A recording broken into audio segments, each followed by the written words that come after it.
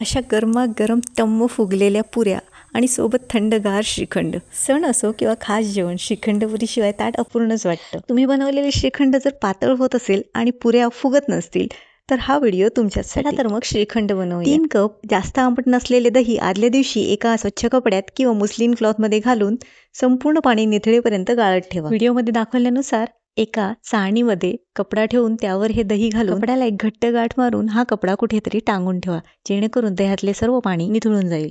मी हे आदल्या दिवशी ठेवले होते, तुम्ही 7-8 तास अगोदर सुद्धा ठेवू शकता. हा चक्का आता गाळणीतून किंवा चाळणीतून फेटून घ्या.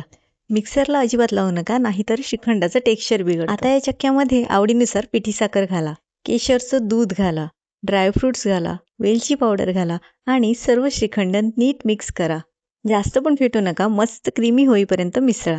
आता वरून बदाम पिस्त्याचे काप घाला, म्हणजे एक छानसा क्रंच येतो. तर अशा प्रकारे घरच्या घरी अगदी स्वादिष्ट केशर पिस्ता श्रीखंड तयार आहे. आता बघूया टम्म फुगलेल्या पुऱ्या कशा बनवायच्या. पुरी तळताना फुगत नाही, पुरी तेल ओढते. तर आज मी तुम्हाला सांगणार आहे टम्म फुगणाऱ्या खुसखुशीत पुऱ्यांचं एकदम सोपं सिक्रेट. चला तर मग सुरू करूया. एका भांड्यात गव्हाचं पीठ, मैदा, मीठ, जरासे तेल घालून पिठाला तेल नीट चोळून घ्या आणि सर्व मिश्रण नीट मिक्स करा. आता थोडं थोडं पाणी घालून घट्ट पीठ मळून घ्या. पुरीसाठी पीठ मळताना जास्त सॉफ्ट किंवा अतिशय घट्ट असं करू नका.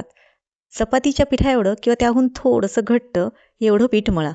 पीठ मळून झाल्यावर वरून तेलाचा हात लावून हे पीठ 10 मिनिटासाठी झाकून ठेवा. 10 मिनिटांनी पीठ नीट मळून घ्या व त्या पिठाचे छोटे छोटे गोळे बनवा. गोळे करून झाल्यावर पुऱ्या लाटायला घ्या. जर तुम्हाला एक एक पुरी लाटायची असेल तर छोटे छोटे गोळे करा. मी इथे मोठी चपाती लाटून त्याच्या पुऱ्या केलेल्या आहेत. इथे पुऱ्या लाटताना एक लक्षात ठेवा की पुरी खूप पातळ असेल तर ती फुटते आणि तेल पिते, आणि खूप जाड असेल तर ती फुगत नाही, आणि जाड पुऱ्या खायलाही चांगल्या लागत नाही. त्यामुळे प्रत्येक गोळा लाटताना मध्यम जाडीचा आणि गोल लाटा. तर अशा प्रकारे सर्व पिठाच्या छान पुऱ्या लाटून घ्या. तुम्हाला अशाच पारंपरिक घरगुती रेसिपी बघायच्या असतील तर तुम्ही मला कमेंट बॉक्समध्ये सुचवू शकता. तर आपल्या सर्व पुऱ्या लाटून तयार आहेत. आता कढईत तेल गरम करत ठेवा. तेल तयार आहे का हे पाहण्यासाठी एक छोटी पुरी टाका आणि ती लगेच वर आली पाहिजे. मग समजा की तेल गरम झालेले आहे. आता एक एक करून पुऱ्या तेलात सोडा आणि पुऱ्या वर आल्या की त्याला चमच्याच्या साह्याने पलटून घाला. अशा तऱ्हेने दोन्ही साईडने पुऱ्या खमंग तळून घ्या. पुऱ्यांना असा छान सोनेरी गोल्डन रंग आला की समजा पुऱ्या आपल्या तळून तयार आहेत. तुम्ही बघू शकता की पुऱ्या एकदम टम्म फुगलेल्या आहेत. आता उरलेल्या सर्व पुऱ्या तळून घ्या. तर तुम्ही इथे बघितलंच असेल की पुऱ्या टम्म फुगण्यापाठी काही मोठे रॉकेट सायन्स नसते.